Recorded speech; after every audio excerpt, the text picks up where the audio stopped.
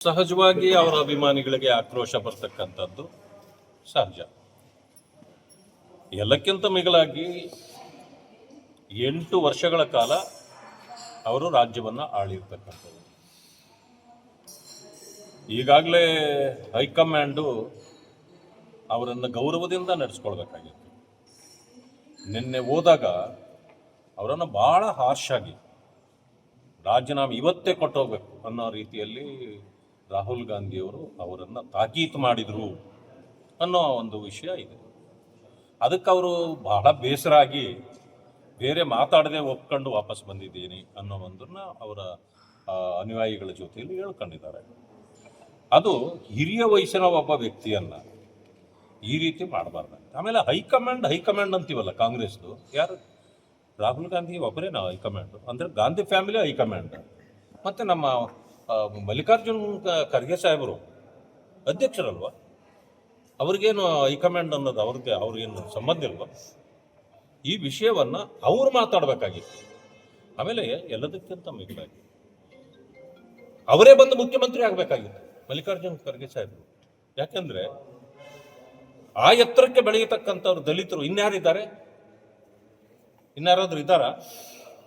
ಈ ಸದ್ಯ AICC ಅಧ್ಯಕ್ಷರು 80 ವರ್ಷಗಳ ಕಾಲ ಪರಿಶಿಷ್ಟ ಜಾತಿ ವರ್ಗಗಳಿಗೆ ವಂಚನೆ ಮಾಡ್ತಾ ಇದೆ ಕಾಂಗ್ರೆಸ್ ಪಾರ್ಟಿ. ಈ ಸಾರಿ ಆದರೂ ದಲಿತರು ಮುಖ್ಯಮಂತ್ರಿ ಆಗ್ತಾರೆ ಅಂತ ಅನ್ಕೊಂಡಿದ್ದು. ಇಷ್ಟೊಂದು ಮೆಜಾರಿಟಿ ಇರ್ತಕ್ಕಂಥ ಕಾಲದಲ್ಲೇ ನೀವು ಮಾಡ್ಲಿಕ್ಕಾಗಲ್ಲ ಅಂದರೆ ನಿಮ್ಮ ಪಕ್ಷವೇ ಬರಲ್ಲ. ಇನ್ನು ಮೇಲೆ ಕಾಂಗ್ರೆಸ್ ದೇಶದಲ್ಲೇ ಹೊರಟೋಗಿದೆ.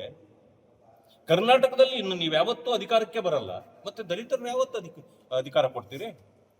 ಇದು ವಂಚನೆ ಅಲ್ವಾ? ಮಾನ್ಯ ಮುಖ್ಯಮಂತ್ರಿಗಳಾಗಿ ಮಲ್ಲಿಕಾರ್ಜುನ್ ಖರ್ಗೆ ಸಾಹೇಬ್ರೆ ಬರಬೇಕಾಗಿತ್ತು.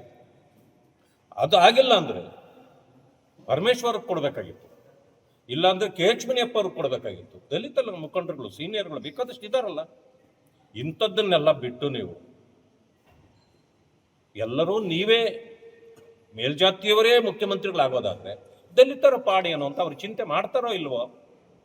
ಅಂದಮೇಲೆ ಕಾಂಗ್ರೆಸ್ಸು ದಲಿತರಿಗೆ ದೋಖ ಮಾಡಿದ ಮೇಲೆ ಇನ್ನು ಕಾಂಗ್ರೆಸ್ನಲ್ಲಿ ದಲಿತರು ಯಾಕೆ ಇರಬೇಕು? ಬಾಬಾ ಸಾಹೇಬ್ ಅಂಬೇಡ್ಕರ್ ಅವರು ಆ ಕಾಲದಲ್ಲೇ ಹೇಳಿರೋದು ಸತ್ಯ ಆಯ್ತಲ್ಲ.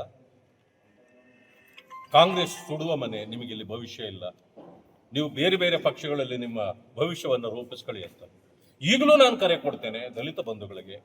ಇನ್ನು ತಡ ಮಾಡಬೇಡಿ. ಬಾಬಾ ಸಾಹೇಬ್ ಅಂಬೇಡ್ಕರ್ ಅವರ ಬಗ್ಗೆ ನಿಮಗೆ ಗೌರವ ಇದ್ದರೆ, ನಿಮ್ಮ ಸ್ವಾಭಿಮಾನದ ಬದುಕನ್ನು ನೀವು ಬದುಕಬೇಕು ಅಂತಿದ್ರೆ ದಯವಿಟ್ಟು ಈಗ ಯೋಚನೆ ಮಾಡಿ. ಕಾಲ ಮಿಂಚು ಹೋಗಿಲ್ಲ. ನೀವೆಲ್ಲರೂ ಕೂಡ ಭಾರತೀಯ ಜನತಾ ಪಕ್ಷಕ್ಕೆ ಬನ್ನಿ. ನಾನು ಜವಾಬ್ದಾರಿ ತಗೊಳ್ತೇನೆ. ದಲಿತ ಸಮುದಾಯಗಳಿಗೆ ನ್ಯಾಯ ಕೊಡ್ತಕ್ಕಂಥ ಕೆಲಸವನ್ನ ಭಾರತೀಯ ಜನತಾ ಪಕ್ಷ ಮೋದಿಜಿಯವರ ನೇತೃತ್ವದಲ್ಲಿ ಮಾಡೇ ಮಾಡ್ತಾರೆ. 80 ವರ್ಷ ತಗೊಂಡ್ರಿ ಒಂದು ಸಾರಿ DCM ಮಾಡಲಿಕ್ಕೆ ಪರಮೇಶ್ವರ್ನ. 80 ವರ್ಷ. ನಮ್ಮಲ್ಲಿ ಅಧಿಕಾರಕ್ಕೆ 2ನೇ ಅವಧಿಗೆ ಬಂದ ತಕ್ಷಣ ನಾವು DCM ಮಾಡಿದ್ವಿ ಕಾರಜೋಳ ಅವ್ರನ್ನ.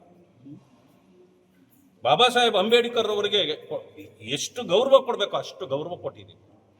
ಅವರ ಪಂಚಕ್ಷೇತ್ರಗಳನ್ನು ರಾಷ್ಟ್ರೀಯ ಸ್ಮಾರಕಗಳನ್ನಾಗಿ ಮಾಡಿದ್ದೀವಿ, ಅಂತಾರಾಷ್ಟ್ರೀಯ ಸ್ಮಾರಕಗಳನ್ನು ಮಾಡಿದ್ದೀವಿ. ಮೀಸಲಾತಿಯನ್ನ ಹೆಚ್ಚಿಸುವ ಕೆಲಸವನ್ನ ನಾವು ಮಾಡಿದ್ದೇವೆ. ನೀವು ಹೇಳಿದ್ರಿ ಮೀಸಲಾತಿ ವಿರೋಧಿಗಳು ಅಂತ, ಆದ್ರೆ ಮೀಸಲಾತಿಯನ್ನ ನಾವು ಹೆಚ್ಚಿಸುವ ಕೆಲಸ ಮಾಡಿದ್ವಿ. ಪರಿಶಿಷ್ಟ ಜಾತಿ ವರ್ಗಗಳು, ನೀವು ಅದನ್ನು ಮತ್ತೆ ಕಡಿಮೆ ಮಾಡಿದ್ವಿ. ಕಾಂಗ್ರೆಸ್ಸು ಎಲ್ಲಾ ಕಡೆನೂ ಅಧಪತನವೇ ಆಗಿರೋದು, ಎಲ್ಲೂ ಉಳಿದಿರಲಿಲ್ಲ. ಸೊ ಅವರು ಅಹಿಂದ ಹೆಸರಿನಲ್ಲಿ ಈ ಸ್ವಲ್ಪ ಒಂದು ಜನರನ್ನ ತನ್ನ ಹಿಡಿತದಲ್ಲಿ ಇಟ್ಕೊಂಡಿದ್ದು ನಿಜ. ಈಗ ಅಹಿಂದ ಹೋಯ್ತು. ಇನ್ನು ಮುಂದೆ ಇವರು ಮಾತ್ರ ಅಹಿಂದ ಅಲ್ಲ, ಭಾರತ ದೇಶದ ಪ್ರಧಾನಮಂತ್ರಿ ಮೋದಿಜಿಯವರು ಏನು ಅವರು ಅಹಿಂದ ಅಲ್ವಾ? ಅವರು ಹಿಂದುಳಿದವರಲ್ವಾ? ಮತ್ತೆ ಏನು ಕಾಂಗ್ರೆಸ್ ಅಹಿಂದನ? ಕಾಂಗ್ರೆಸ್ಸು ದಲಿತರನ್ನ ವಂಚನೆ ಮಾಡಿದ ಮೇಲೆ ಅದು ಹೆಂಗೆ ಇದಾಗ ಹೋಗ್ಲಪ್ಪ. ಮುಸಲ್ಮಾನರಿಗೆ ಆಗಲಿ ನೀವು ಇಷ್ಟೆಲ್ಲ ಅವ್ರಿಗೆ ಏನು ಓಲೈಕೆ ಮಾಡ್ತೀನಿ ಅಂತ ಹೇಳ್ತೀರಲ್ಲ, ಏನು ಮಾಡಿದ್ದೀರ? ಅವ್ರನ್ನ ಮುಖ್ಯಮಂತ್ರಿ ಮಾಡಿದ್ರಿ. ನಿಮ್ಮ ಪಕ್ಷದ ಅಧ್ಯಕ್ಷರನ್ನು ಕೂಡ ಮಾಡ್ಲಿಕ್ಕೆ ಆಗ್ಲಿಲ್ಲ ನಿಮ್ಮಿಂದ ಅವ್ರನ್ನ. ಪಾಪ ಅವರು ಯಾರೋ ಹೇಳ್ತಾರೆ BJP ಮುಸ್ಲಿಂ ವಿರೋಧಿ, ಅಲ್ಲಿ ನಿಮಗೆ ಭವಿಷ್ಯ ಇಲ್ಲ, ನಿಮ್ಮನ್ನೇನೋ ಅರಬ್ಬಿ ಸಮುದ್ರಕ್ಕೆ ಹಾಕ್ಬಿಡ್ತಾರೆ ಅಂತ. ಪಾಪ ಅವ್ರು ನಂಬ್ತಾರೆ, ನಾವೇನ್ ಮಾಡ್ಲಿ? ಮೋದಿಜಿಯವರು ಒಂದೇ ಮಾತು ಹೇಳಿದ್ದು, ಸಬ್ಕಾ ಸಾಥ್ ಸಬ್ಕಾ ವಿಕಾಸ್ ಸಬ್ಕಾ ವಿಶ್ವಾಸ್. ಇದನ್ನು ತಗೊಂಡು ಹೋಗ್ತಾ ಇರೋರು ನಾವು. ಅಂದಮೇಲೆ ಇಲ್ಲಿ ಧರ್ಮ ಭಾಷೆ ಏನಿದೆ? ಯಾವ ಧರ್ಮವೂ ಇಲ್ಲ. ಹಿಂದುತ್ವ ಅನ್ನೋದೇನಿದೆ ಗೊತ್ತಾ? ಈ ದೇಶದ ಸಂಸ್ಕೃತಿ, ಈ ದೇಶದ ನಾಗರಿಕತೆ.